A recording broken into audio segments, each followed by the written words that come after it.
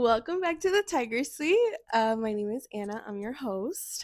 And you might be asking yourself, is this girl deadass wearing a Bucky sweatshirt in full glam?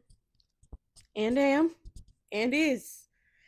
I freaking love Bucky's, okay? I don't know about y'all, but I am a Bucky's lover. Like, I am their number one fan. My bucket list is literally going to all of the Bucky's, which is going to take forever, considering Texas is humongous, but who knows. I really wish I had a Buc-ee's out here. I love Buc-ee's. I love merch. Like I said, I love their food. I love that it's an experience. Like I feel like a little kid still. Like that I can't have a little kid feeling. Sorry. It's Love Island like era right now, so it's taking me back to last summer. You just had to be there, I guess. But it gives me a little kid feeling. And I get really excited about it on road trips. Last time I went to Buc-ee's, it was for Peyton's birthday. We went down to Arkansas. And from where we live down to the part of Arkansas we were going to, there was like a Buc-ee's in St. Louis, Missouri, which is like a place that we like passed through like super quick. Basically, Peyton like agreed to take me to Buc-ee's because we like went past it on our way to Arkansas, and I was like, no, Buc-ee's, and he knows how much I love them. So he added like 2 hours to her commute home from Arkansas. That's already like an 8 hour, 8 hour drive. Turned it into a nearly 10 hour drive. Drove the whole time. Your girl, I'm sorry, I'm a passenger princess. I'm sorry, okay? But he also prefers to drive, so I think he might be like, are you kidding me listening to this? But he knows how much I love Buc-ee's, so he took on that commute, which I thought was the sweetest thing ever, just so that I could go, and I loved it. I love every second. But anyway, welcome back. It hasn't just been us in a while, I think. I'm here sipping some Seven Brew. I am not sponsored by any of this, but maybe one day I'll be. I have a sugar-free brunette. Seven Brew is kind of like Dutch Bros for the Midwest and South. I think it originates from Arkansas. Actually, I was in Arkansas like, gosh, like 4 years ago when I first tried it, and I had just moved here when I went to Arkansas and tried it. So it was like a taste of home because we didn't have these here and we didn't have Dutch Bros. But now we have both, which is insane. But yeah, we're just kind of checking in with each other. I feel like it hasn't just been me in a while where I'm just kind of like literally checking in. I feel like life has been lifing, y'all. Like, I don't know what is in the air. Like, from mid-April to now, life has really been lifing. It's been like kind of crazy. And it feels like as a collective, we are all undergoing something. I don't know if it's because the beginning of Pluto retrograde happened, like early-ish May, I think, and I do feel like things got more intense since then. I am an astrology girly. Little background: I am an astrology girly and a very spiritual person.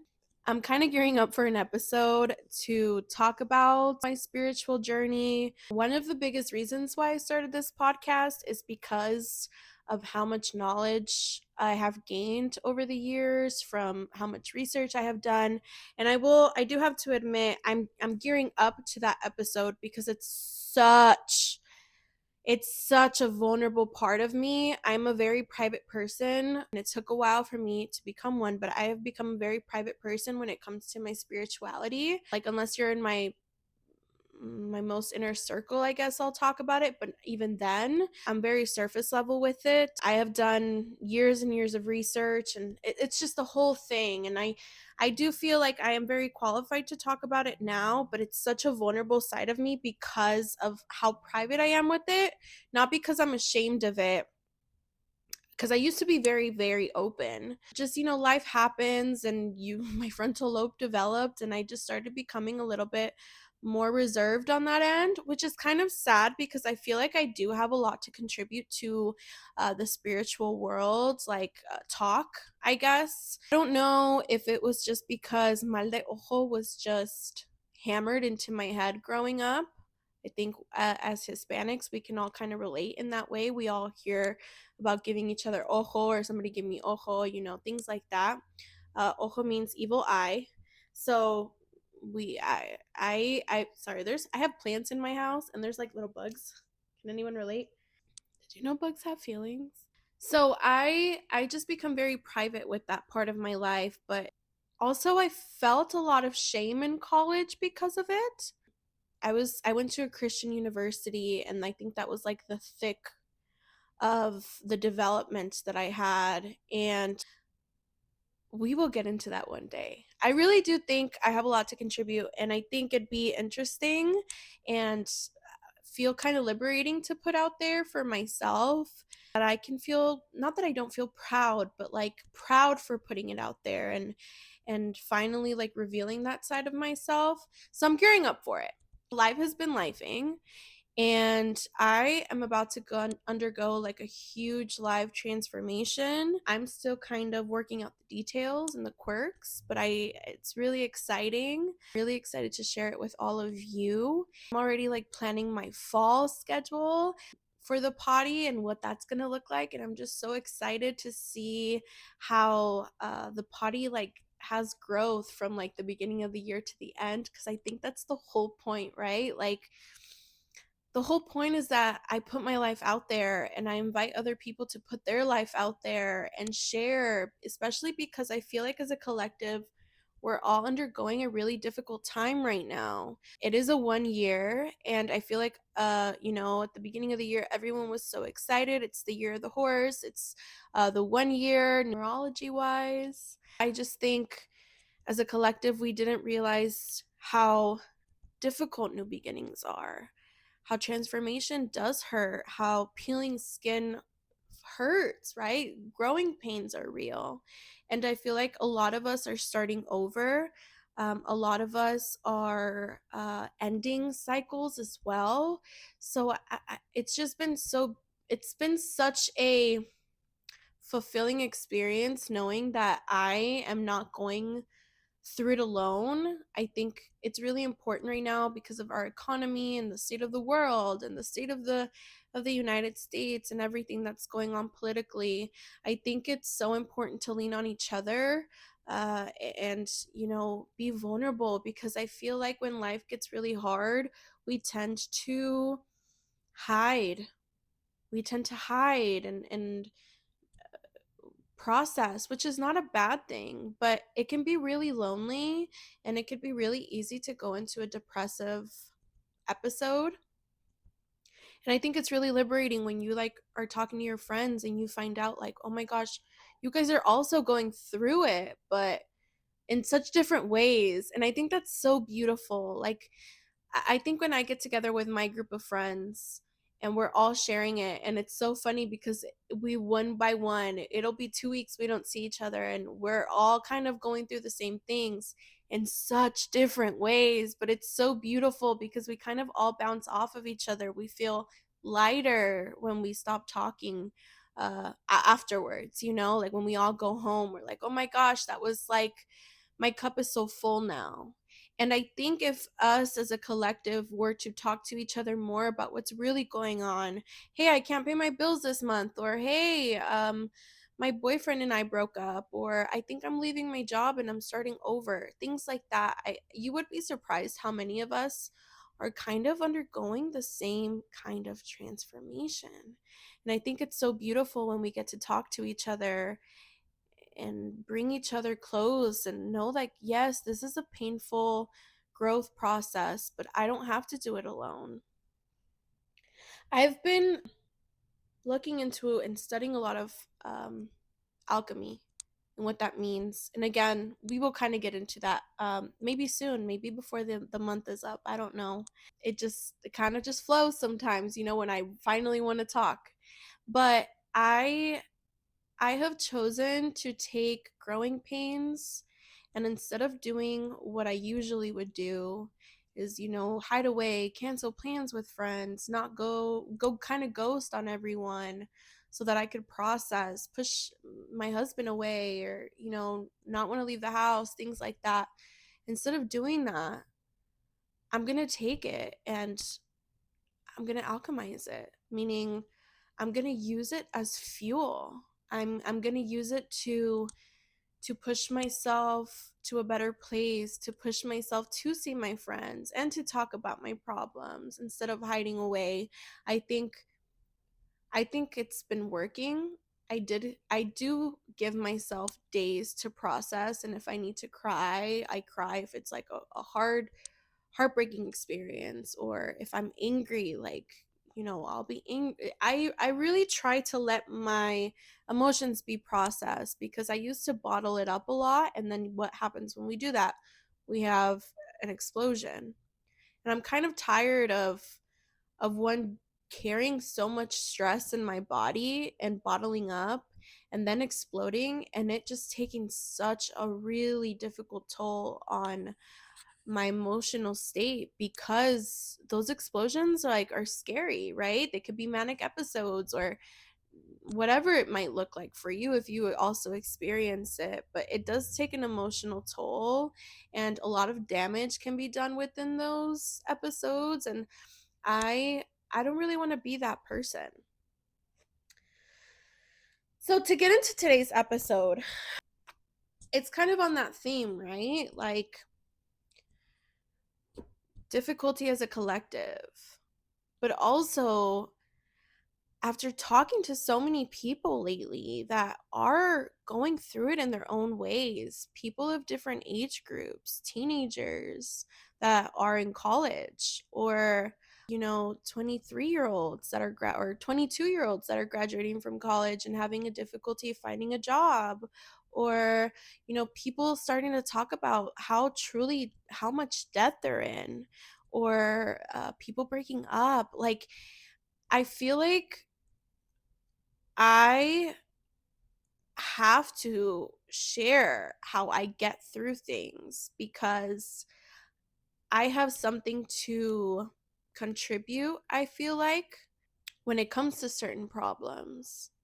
So I feel like when we lean on each other in the ways that I have said, just finding a common theme that I can share, I think it's really healing when I get to speak to older women, because they talk about how difficult some things that I'm currently going through were for them, and how they made it out. And it is hopeful for me, and I want to provide, if I can, whatever wisdom that I can contribute to somebody that is also going through that, because I so wish in earlier parts of my life somebody that had gone through it the way that I did would have done that for me. So today I want to talk about failure, and what it does to young people, what it does to people of my age group, and the streams of issues that it causes, the pain, the residuals that it leaves. I think when I was younger, I grew up, having an expectation of being successful in school and picking a career, as many first gen children can relate to, picking a career that was going to make a substantial amount of money, or just money to live a successful life, whatever that means. And so my sister and I, who are only 5 years apart, were usually at the same schools at the same time, except when she went to high school. And we grew up under the expectation that you had good grades, you took school seriously, that was your job. Like, you didn't have to work, but you had to be good in school. That was your job. You had to be part of a sport. And you had to go to college and graduate. And because, our parents, the immigrant mindset, they brought us here for that. And it gave me a really good work ethic. I think my sister can also say the same thing. She might have had a different experience than I did, but I felt a lot of pressure, and I felt like I had to please my parents and do what they needed me to do, and take the path that they wanted me to take. Not that it was a bad path or something of control. It was just more so like an expectation that was set. And that expectation kind of just followed me and haunted me and leaked into different areas of my life, I would say. I mean, when I was 18, graduating high school was really difficult for me for many reasons. Not graduating itself, like I wasn't struggling with my grades, but I really wanted to go to college and I was undocumented. And I remember my senior year just being so freaked out because I knew my parents could not afford for me to go to school, like out of pocket. And like there weren't many scholarships available to me because I was undocumented. So there was just like levels to what caused me to have such a rough time. And I didn't want to feel like, oh, my whole education, me trying so hard in school was for nothing. And thankfully, I ended up getting a full ride to community college from it's a scholarship called the dream.us, and it's specifically for DACA recipients, which I was. And so if you ever know a high schooler that's on DACA, please refer them to this scholarship. It is a full ride scholarship. There are a little bit of some quirks, but it's geared only for DACA recipients. And I got a full ride to a community college. And I was super excited. I really loved my first year of college. My best friend Annelle was also going to school at the same time, so it was super fun and it was such a fun time in my life until it wasn't, because when I was going to college, uh, President Trump's term was the first term that happened kind of messed with immigration, and he rescinded DACA, which rescinded my scholarship. So first semester literally of my college experience, DACA got rescinded. And during this time I was a huge advocate, but also an activist. I worked with the Dream Act Coalition of Arizona, and I did a lot of work with them. I attended protests with them. There was one day where just thinking back on some of the lives that I have lived, I'm just like, what? Like, prefrontal lobe, you know? Not that it was a bad thing. It's just like, who is she? Because she's not me anymore. Not in a bad way, but just the balls that I had at 18. It was freaking crazy. So they needed somebody to march down with them because, DACA got rescinded. So because of this issue, Arizona took away in-state tuition rights for DACA recipients, which meant I was going to lose my scholarship because that's what one of the terms were. And so that's why I was also doing such heavily activist work with this coalition during this time. And we marched down to Governor Doug Ducey at the time's office, and we demanded that I be able to speak with him so that I could be an advocate for the rest of the DACA recipients who are losing in-state tuition. And I literally like blacked out. It was like me and like 10 people deep in this office, like waiting for him to come out of his office, and he didn't. But an assistant or some of his like staff came out to talk to us and hear me out, and I got to tell them about myself and my story and how much and my education meant to me, and how difficult it was to get to where I was. And I got to be on TV. I was on Univision, bitch. Like legitimately, this got televised. It was Univision or Telemundo, I think. This got televised, and I got to tell them about myself. But what was the craziest part? That isn't even the craziest part.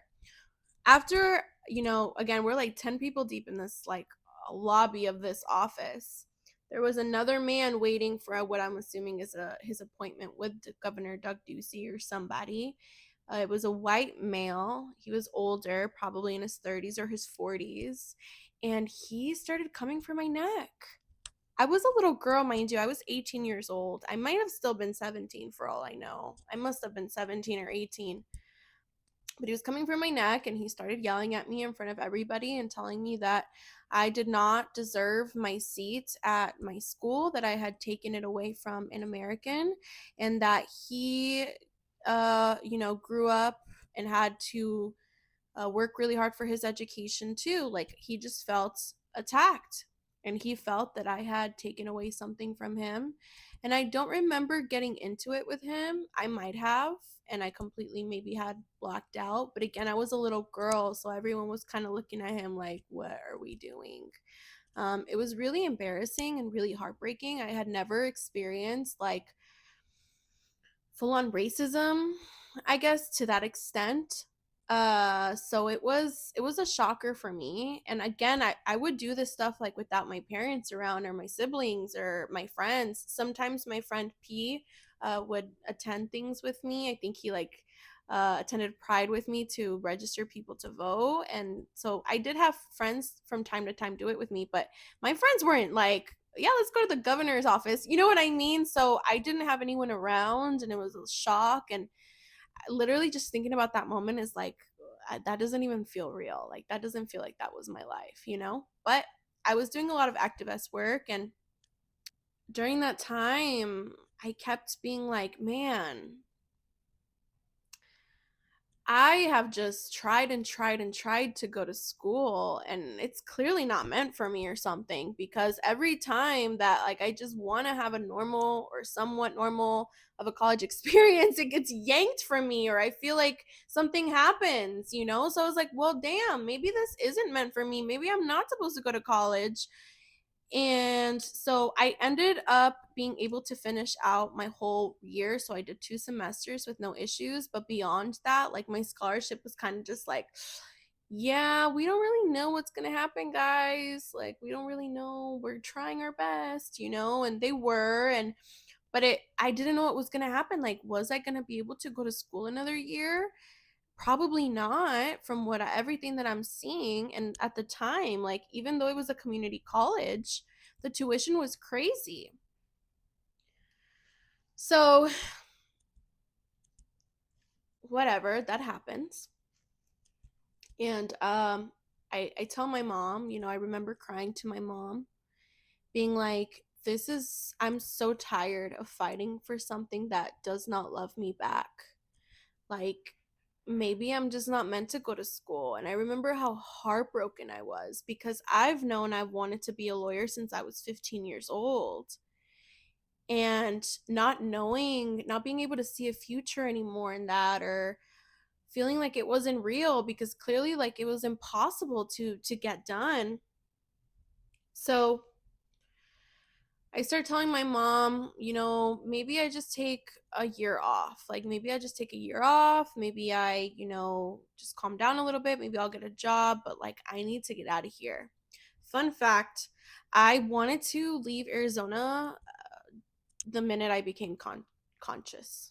Like when you're like 6 or 7 and like all of a sudden like you're a human, like you have like feelings and you can understand things a little bit better. Like one day you're just like a normal person rather than like a baby. Literally, like the minute I could. I don't know what it was too. I loved early 2000s rom-coms and I was infatuated with New York. I loved New York. I got to go to New York. I've been to New York multiple times, but I got to go to New York when I was a teen, and I felt like I was fulfilling a dream going, and I wanted to go to NYU so bad. Like I just wanted to go to New York. That was my dream. And when that didn't happen and I had to go to community college, I was like, okay, that's fine. But my main goal was always to get out of Arizona at the time. And so I told my mom, I want to leave. And we had some family members, I think, that lived in Catalina Island, in California, like great great aunts and uncles kind of thing. And so she was like, let me talk to them. Maybe you can work on the island for the summer or something. Meanwhile, we kind of figure out what we're gonna do. Like, And I had just completely given up on school by that point. I think my sister was trying to talk me out of it. She was like, don't do it. You're not going to go back to school if you take a year off. She was really concerned. But I was just so heavily depressed. I was so heavily depressed. This like consumed me because I didn't know what my life was going to look like. What was I going to do? I felt like a failure because what's the social norm? You go to college, right? That's like embedded in us the day we start kindergarten. So I was like, like I'm a fuck up. What am I going to do? The minute I kind of decided like, well, let's see what happens. The minute I kind of gave up control, and I remember this very specifically because God works in like the most funniest ways. Like I feel like whatever created us, I don't know. We're not going to get into that today, but I feel like whatever created us like laughs. Like there's just no way our God doesn't like hee hee ha ha kiki, right? Like there's just no way. Because my mom and I were driving through Glendale and we passed Grand Canyon University. And she's like, why don't you try to go there? And I was like, fuck no. I was like, fuck no. And I said it like that because it was a Christian university. Nothing against Christians, okay? I just know what it was like to go there because it's so heavily Christian within the curriculum. And I'm just not Christian. So I was like, no, why would I do that? You know? It was not the kind of college experience I wanted. And so she was like, okay, girl, my bad, chief, kind of thing. I'm not shitting you. Not even a week later, my scholarship calls me and they're like, hey, we resolved this problem. We actually partnered up with GCU and we decided that you're going to get a full ride for the rest of the 3 years. What? Mind you, my original scholarship was just for my associate's degree. So, like, beyond that, I was going to have to figure that out as well. And so, once they told me that, I was going to get my bachelor's degree for free. For free, free 99. I was like, okay, what am I going to do? Not take the offer? But like, I really do feel like God was kiki when he did that. He was probably like, haha, girl, you look dumb.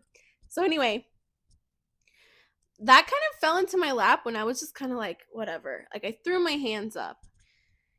But it's so funny that in the midst of what we feel like is failure or like something fell through or maybe this isn't for me, once we like let go, things align. Alignment is real. And in the midst of failure, you really do get to see that when God closes a door, he opens a window. Like no matter what. Obviously, during that time, I felt like it was like something magical happened. And when I told my mom, she laughed. That girl thought that was funny. It wasn't, Mom.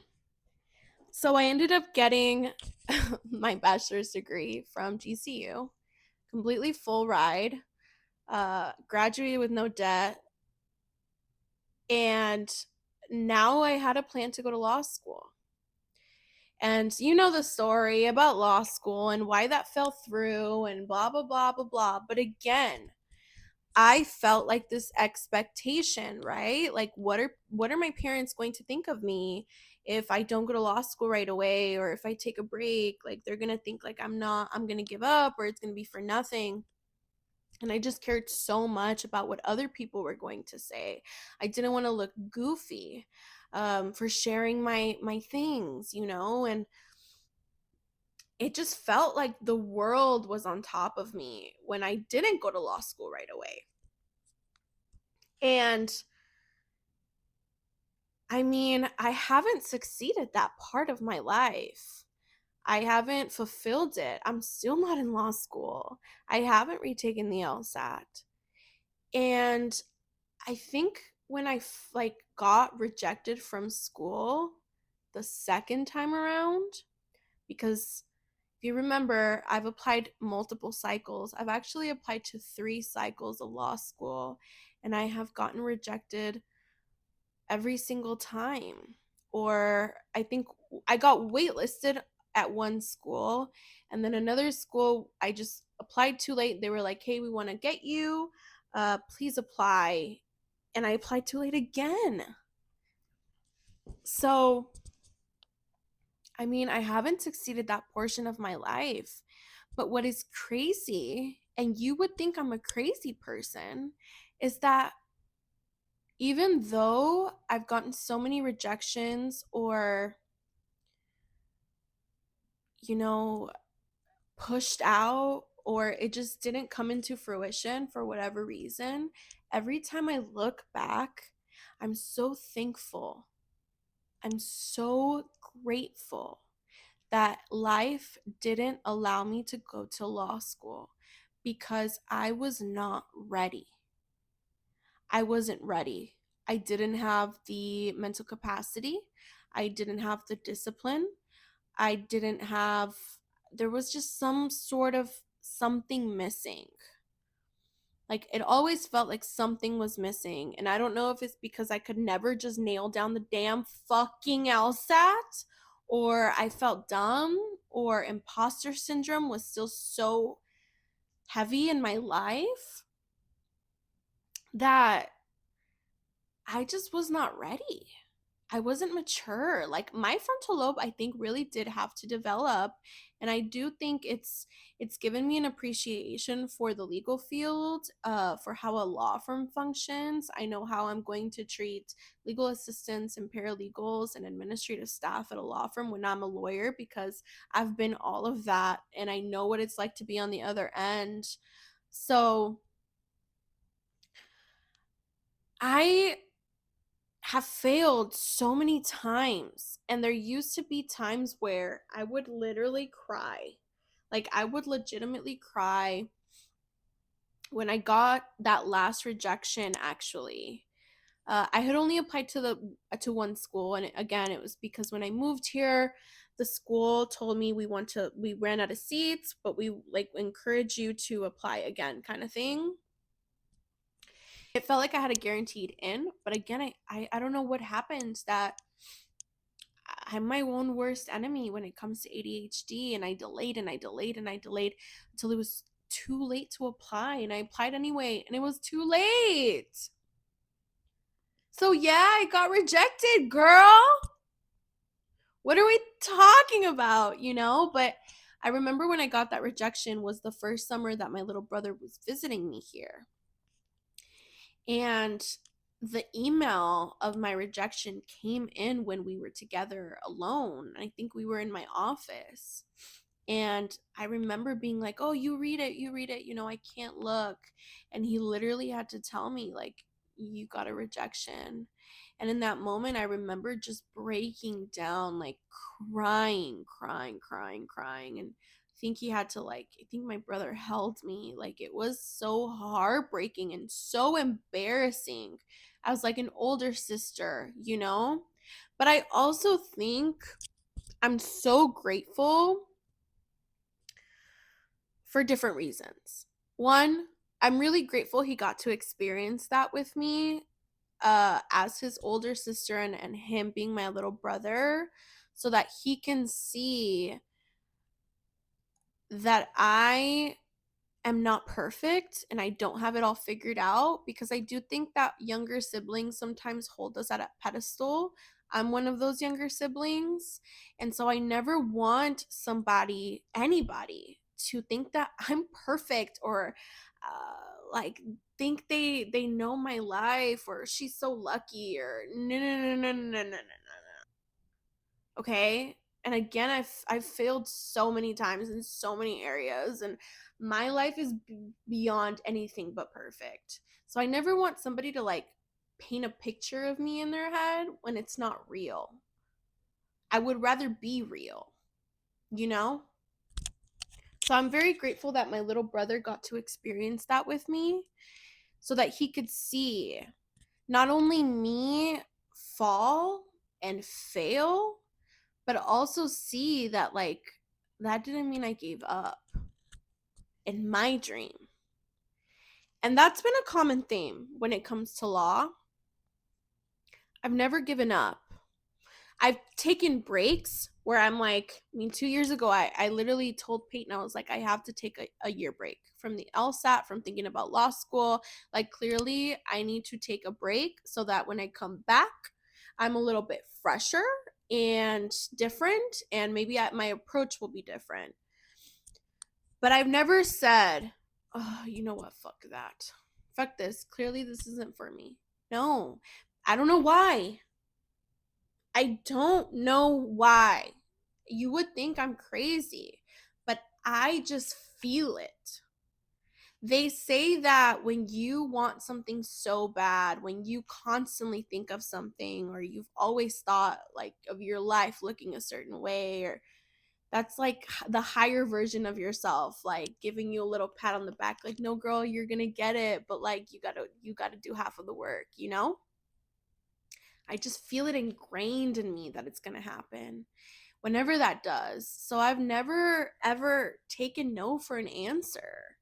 I've just taken the time to process, and then I get back up and I keep going. Life is just never that serious. As I have failed so much in my 20s, like, God, there isn't enough storage on my iPhone for me to film an episode to just talk about the failures in my 20s alone, or the things that I definitely didn't do right, or the contracts I should have read more or interpreted differently, you know? Nothing has taken me out. It has taken me out for a season, but not permanently. And throughout those lessons, throughout those failures, I feel like I take life less seriously. I I'm still a human, and I still have to process things, like I said. But I have been through the ringer, y'all. Every single experience that I have gone through truly has given me more I don't give a fuck juice to sip on. Like, truly, there is only so much you can throw at me. Like, I've had some crazy experiences where everything else feels so easy because I'm like, oh, this is nothing compared to this, you know, kind of thing. And I think life only gets harder. And I think as individuals, just have to take it less seriously because it's so easy to get caught up in the human experience and get caught up with like, oh, mm, this issue at my job, or I failed this test, or oh, this is going on. And I'm not trying to minimize anyone's experience, but like at the end of the day, we are on a floating rock. What does this even fucking mean? Like, what? Why would I ever take it this seriously if this is a simulation? This isn't, what even is this? You know what I mean? Why would I take this so seriously when at the end of the day, I'm here to experience the human experience, and I'm here to learn lessons. My soul, I believe, is here to learn lessons and only be better for, I'm going to sound like a crazy person for maybe my next life, or so that wherever I end up afterwards, I'm happy, or whatever that means, right? Tomorrow I could get hit by a car and die. And what was my last day on earth like? Me stressing? Me trying to control things that are just not in my control? No. I don't care. I don't care if I have to start over, or if law school, this is my last hurrah, y'all. Like, I'm going to give the LSAT my all, but if it doesn't work, it doesn't work, and that's okay. That's okay. Because at the end of the day, and it sounds corny, but like at the end of the day, the only thing I want to do is just be happy. Money and material shit doesn't matter. None of that matters. I'm not attached to anything because it can always be replaced. I've tried to rush through life, and I think that's one of my biggest detriments, and I think one of the biggest lessons that I have learned in my 20s. I am closer to 27 now that it's June, and I don't want to spend any more time in my 20s trying to rush through life. I feel like I needed to get married right away and buy a house right away and have a career right away and try to figure out, okay, now that this is done, this box is checked off, okay, now which one is next? Like, I'm not even getting to indulge in the box I just checked off because I'm always looking for the next. I was like trying to rush through life, like try to figure it out and have it all already. Like, girl, relax. You should have been in the club, girl. You should have just been in the club. Like, you don't need to do all that, you know? I was a child. I'm sorry. But like 18 to like 23 and a half, you're a kid. You're trying to cosplay an adult. You think you have it figured out, and then don't worry, you'll figure it out because life will help you. That's really how I feel. Like, nobody had to teach me or tell me anything. Don't worry, the lessons were life itself. Life got those lessons for me. You know? I used to take it too seriously and was devastated when it wouldn't work out or when something wasn't on my timeline. Girl, I'm only 26 and a half. By the way, I have an intern at my job right now. I told her my age today. She's in college still. She goes, "Oh my god, you don't look 26." What does that mean? Is 26 old? Anyway, I digress. But the thing is, like, I'm okay with waiting. If in 10 years 36 and a half ish me is happy, then the ringer that I went through in my 20s was worth it. 40-year-old me is happy and at peace. Girl, I'm glad I got you there. Thank you.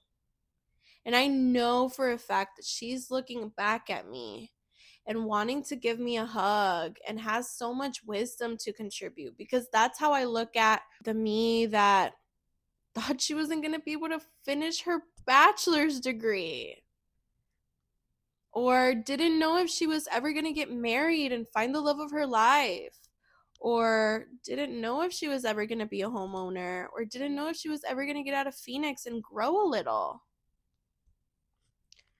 I have so much wisdom to contribute to her. And I look back on her and I thank her and I hold so much love for her. Those versions of me, I've been some crazy versions. There are some crazy versions of me out there. And if time isn't linear, goddamn, whoever's dealing with that girl right now, God bless. Because she was a train wreck at times. But I thank her for it. And I wouldn't change a thing about her because I am who I am because of her. None of this is permanent. It could be taken away tomorrow. We shouldn't be taking life so seriously. We should be leaning on each other. And we should be looking for community and talking to each other and being vulnerable with each other. Sharing our secrets with our best friend and being honest with ourselves. There's so much more to life than just working and going to school. Like, go outside and hug a tree. How come we always come back to that? But I know that I just want to be happy. And I'm okay with disappointing other people if it means that I just get to have some peace. That's all I want in my life. That was my number one goal this year. It wasn't to obtain anything material. It wasn't to go to school or work my ass off or whatever. It was literally just peace. I just want to experience peace. And I want a regulated nervous system. Can we talk about that? Like, we're all dysregulated because we're all in survival mode. Survival mode sucks and it does so much damage. And I don't want to live in survival mode anymore. As long as I'm just at peace, I'm happy. I wish you all peace. If you are going through it too, life is going to be so different in a year. And we're in June already. We're almost done with 2026. Life is going by too fast. Enjoy your body for what it looks like right now. If you're in the gym trying to build your dream body, a different version of you, enjoy the version of you getting you there. We're not going to be young forever. Eat yummy foods. Don't starve yourself. Yes, have a life outside of work. Go see a movie on a fucking Tuesday if you can, or go over to your friend's house and have a glass of wine. There's so much more to life than just survival mode. And I think as a collective, we can all try to get each other through it. I want to thank you for joining me on my little yap session. I feel like we were all over the place, girl. Feels like we're on FaceTime. Thank you for always coming back and listening to me yap. Like, truly. It means the world. And again, I always encourage, if you want to yap with me, let me know. Let me know because I'm down to always yap. Anyways, my name is Anna. Thank you for stepping into my tiger suite. And I will see you next week. Bye.